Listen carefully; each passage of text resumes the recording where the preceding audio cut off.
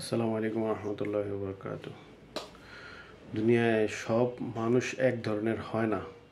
বিশেষ করে যারা স্বার্থপর মানুষ, তারা দুনিয়ার সবার সাথেই স্বার্থপর করার জন্য সিস্টেম করার জন্য চেষ্টা করে। এমনকি নিজের মা বাবা, নিজের ওয়াইফ, নিজের কাছের লোক, এদের সাথে স্বার্থপর অভ্যাস করে।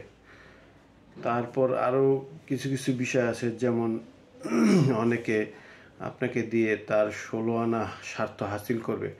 আবার দেখা গেছে অনেকে আছে যে আপনার জীবনের উপর রিস্ক যাবে, কিন্তু সে তার স্বার্থ হাসিল করার জন্য উন্মুখ হয়ে থাকবে। যখন আপনারা এরকম পরিস্থিতির সম্মুখীন হবেন যে আপনার কেউ কারোর জন্য আপনার জীবনকে বাজি রাখবেন না, কারণ জীবন একটাই। এই জীবন মরে যাওয়ার পরে আর জীবনটা ফিরে আসবে না।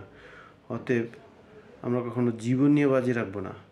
কিন্তু দেখা গেছে কর্মস্থলের ক্ষেত্রে বা পেশার ক্ষেত্রে যদি এরকম হয় যে আপনার অল্টারনেটিভ কোনো পথ আছে, বা আপনি ভালো এটার একটা অল্টারনেটিভ, ভালো বিকল্প একটা পথ আপনি পাচ্ছেন, তাহলে আপনার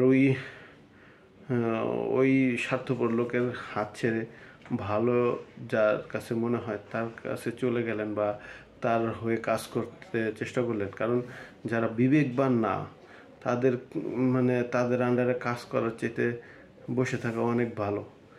কিন্তু অনেক সময় দেখা গেছে যে বেকার থাকে মানুষ, তার কোনো অন্য উপায় থাকে না। দেখা গেছে যে সে বসে থাকবে, তো বেকারত্বের থেকে ওই লোকের আন্ডারে কাজ করতে থাকে।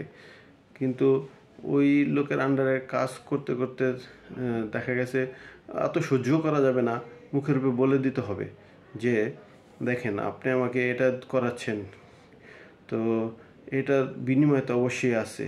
আপনি আমাকে এটা এক্সট্রাভাবে কাজ করাচ্ছেন, এটা তো হয় না। আসলে এগুলো পেশা ক্ষেত্রে অনেক ক্ষেত্রে ঘটে যে কিছু কিছু বস আছে যারা নাকি, কি বলবো ওদেরকে, আল্লাহ তাআলা হেদায়েত দান করুক, খারাপ কথা বললে আল্লাহ গুনাহ দিবে। অতএব বসদেরকেও আমি রিকোয়েস্ট করছি যে আপনি যে আপনার যেই যারা অধীনস্থ কর্মচারী যারা কাজ করতেছেন, তাদেরকে দিয়ে আপনার 16 আনাটা উদ্ধার করতেছেন, ঠিক আছে, কিন্তু আপনার তো এটা বিবেচনা করা উচিত যে আসলে তাকে দিয়ে যে আমি করাচ্ছি, আল্লাহ না করুক আমারও তো যদি জীবনে কখনো এমন পরিণতির শিকার হতে হয়, তাহলে আমি কি করব। তো এটা তো সবসময় খেয়াল রাখা উচিত যে মানুষের সময় এক রকমের যায় না। এটাই বুঝতে হবে যে আমি আজকে হয়তো কোটিপতি, কালকে আমার ফকির হতে সময় লাগবে না।